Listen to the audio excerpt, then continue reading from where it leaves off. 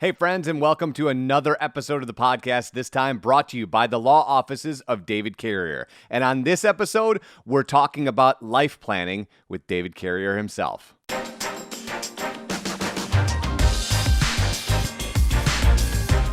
As I said, my guest today as we navigate finances, David Carrier, a guy I've known for a long time. I am super excited to jump in here and talk a little bit. So first, David, how are you today? I am doing well, Eric. You're super excited? Well, I'm super duper excited. How about that?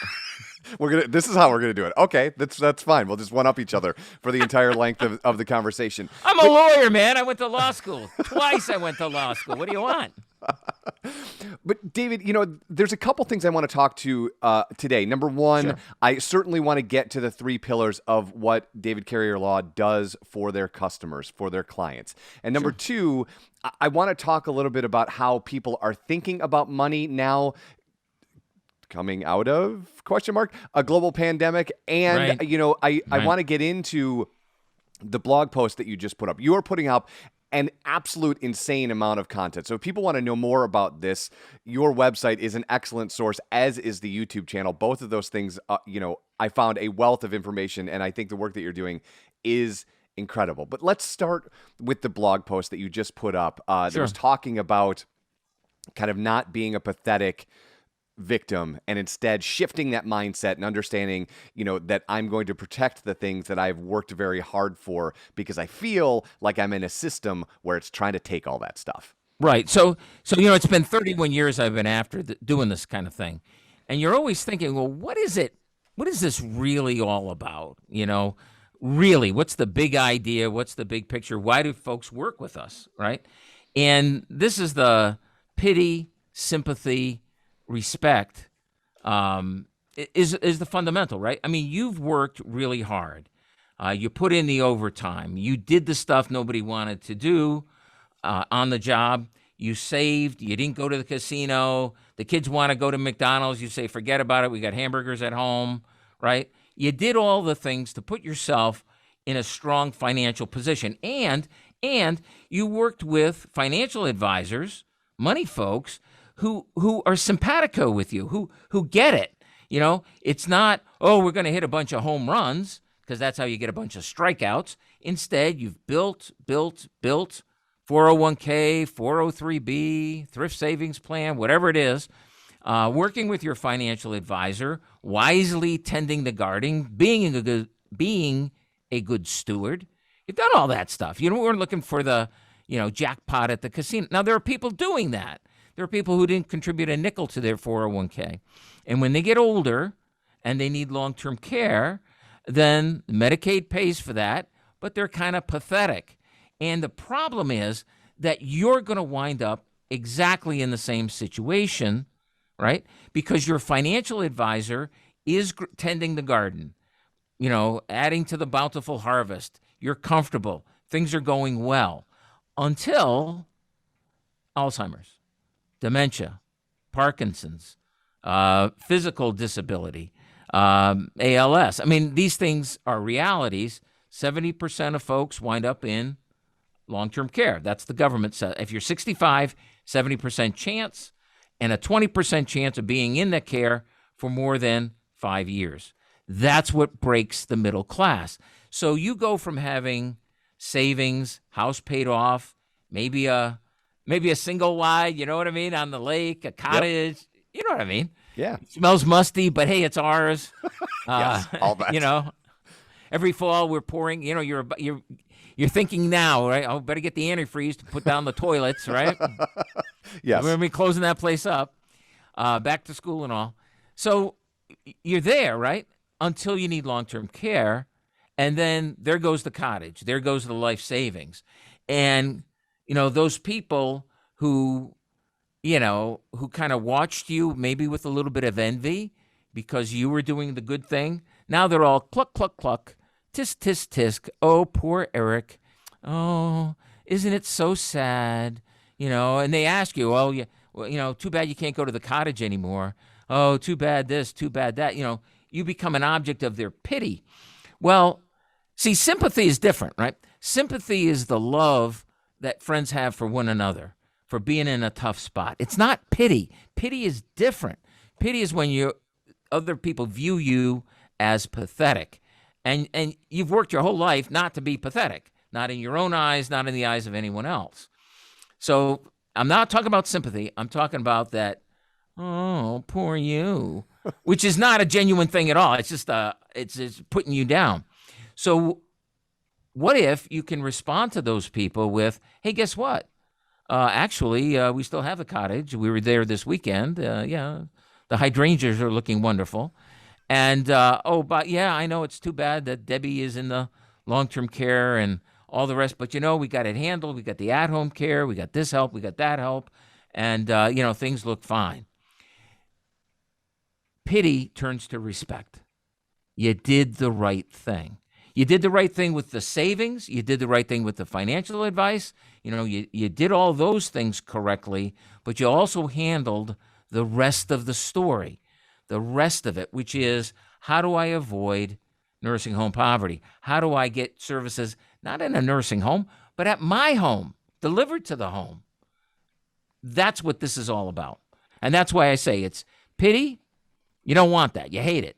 Sympathy. You welcome it. You offer it freely. You accept it as a gift, from a loving gift from your friends, from, other. And then respect, which is, I can look at myself. I know I did the right thing. I'm not just squirreling around hoping the government gives me something. Look, I want what I paid in for. I want that. Don't get me wrong. I paid for Medicaid. I paid for it. The question that comes up, right, is when people get introduced to you and the things that you're doing, they think to themselves, am I too late? And so at what point should they be coming to see you to make sure that they are protecting, you and I were talking a moment ago before we started, they're protecting the bottom of the bucket so it doesn't fall out and they don't end up in nursing home poverty? Right. So here's my, 31 years later, I mean, look at lessons learned. In the Army, you always do an after action report with whenever you do anything, and you have lessons learned. So the lessons learned after 31 years of doing this is that it's never too late. There's always something you can do, and the easiest, most effective, least expensive thing you can do is the pre-planning, is the life planning that we talk about. It pays huge dividends, not only in a long-term care situation, but also, down through the generations. And here's the thing. Bill Gates, Pete Thiel, Steve Jobs, all the, the gazillionaire type, Elon Musk, they plan for their families and all the rest. And a lot of folks think, oh, well, if I had $1 million, I'd do that. Oh, I have $1 million. If I had $2 million, I'd do it. Well, if I had $2 million. Oh, if I had 4. Yeah. No. You see, money can be a lifeline. You're not trying to live your kids' lives for them, right? That's not what an inheritance is about. Inheritance could be about, we got a trip to Disney World. We've never been there. That could be about that. But the what we've seen is the most, I don't know if impactful is a word, but the most impactful inheritances are those which are the emergency fund for the kids. And that could be $20,000, it could be $200,000. It's money that's secure, that can never be taken away from the kids, that they have total control over, right? And it just frees them from if the bottom drops out of the water heater, what am I going to do? Oh dear, the refrigerator just exploded. Now what? Credit card, I guess, 25% interest. No. You did that for your kids. It's very, very powerful. That it doesn't take a lot of money to do it. See, I do that 2-hour radio show on wood, right? Yep. So, I can go for 2 hours with very little encouragement, and you're great. Encourage me here. But, it's the kind of thing where saving it for you, first and foremost. One of my favorite slogans, screw the kids. If you do your estate plan, not you because you got little kids, but if you've got adult kids, yes, Well, you owe your kids, right? Yeah. If your mom and dad left everything to the church, right? Well, God bless them. Okay. Sure. If you didn't Yes. get bupkis, they raised you. You don't look like you're on any mind-altering substances or anything. You look, Thank you. Thank you you for got it that. together. This morning I do. You know. Yes, I do. I've got it together My, this morning. yeah, my professional opinion. So, so the thing is, they gave you the greatest gift they could, which was their parentage, which was your feet on the path, all the rest of it. Very different with little kids. That's a different story. But here's the thing: if they are going to leave you an inheritance, right? There is nothing more pathetic again, than it goes to the student loan people. It goes to a bankruptcy. It goes somewhere else when it could have been used, right, to provide you with the backbone, with the, you know how it is with your family. You know, your mom and dad are good. You're good with them. You're free to do a lot of things because you've got that fundamental security, Yes. right? When you've got that fundamental security, it's not just financial. And God bless the financial advisors for providing the financial part of it, but it's not just financial. It's psychic, it's psychological, it's spiritual almost. Now you can try, you can extend yourself. And that's the gift that parents can leave their kids once we've taken care of you. The last thing I want to talk about this morning before we wrap this thing up, and I know that you and I will be back in about a month to do another one of these, which I'm excited about. But the last thing I want to talk about is a thing that you talk about a lot, which is probate. Can you get into a little bit of why people want to avoid that at all costs? Well, I wouldn't say at all costs, but probate's a mess. So you go into the supermarket, right? You say, hey, honey, just drop me off at the door. I'm going in for a loaf of bread. All right. You ever try that at Meijer? Yes. Thrifty Acres, Yes. Good luck. Yeah. And before you know it, you got a double arm load of stuff, which is how most people go through life. They own everything in their own name. It's like you're carrying your groceries around at the supermarket. Of course, for you, it'd probably be Cabela's or Lowe's or something, Sure. Yes. Adjust. Yes. Right. Well, that's fine as far as it goes. But if you slip and fall and that stuff goes flying, well, you just made a big mess. Now, we're going to haul you away, but who's going to deal with the mess that you left? And that's not slip and fall. It's death or disability. Yes. Yeah. We're talking about your house, your savings. Okay, got it. So the janitor that comes to clean up the mess, that's the probate court, the probate judge. All right. The probate court comes out as the fundamental first one on the scene, clean up on aisle 3. All right. That's what the judge is for. Now, along with the judge comes his best friend. We call him Hourly Bill. Are you with me on this? I'm with Bill. you. Yes. Yes. He's going to help clean up the mess. That would be the probate attorney. Right. And you don't know where it's going to end because it's just Hourly Bill, right? And let's hope that people get fighting because that means more hours. More for hours, Hourly yeah. Bill. Yeah. So probate is the way to clean up the mess. A will is simply a note that they found in the mess that says, hey, yo, janitor, here's where I want you to put the stuff. And maybe the janitor follows your instructions and maybe they don't. Who knows? But that's what you're doing. And the key here is that's after death probate, right? You fell, made a big mess. The worst part is when we've got someone who has put off doing the plan, doing any planning, and now they wind up in a long-term care situation and they are incapacitated. So now we can't save what they've got, except as the probate court will allow us. Well, listen, the probate court is all about sell it and spend it. Sell it and spend it. Sell it and spend it. Sell it and spend it. I want to hang on to some of it so that I can supplement what Medicaid will pay for. See, Medicare is acute care. Medicaid is long-term care. That's just how America does it. You can imagine it was different. It isn't different. 80% of the folks in any nursing home are on Medicaid. It's just the way it works. But I want to be respected I tended the garden. I ran the race. I fought the good fight, right? I have some surplus. I would like for that surplus to benefit my spouse, to benefit me. See, if you've been in a nursing home for a month, how many showers have you had? The answer is 4. Every week, whether you need it or not, you get a shower.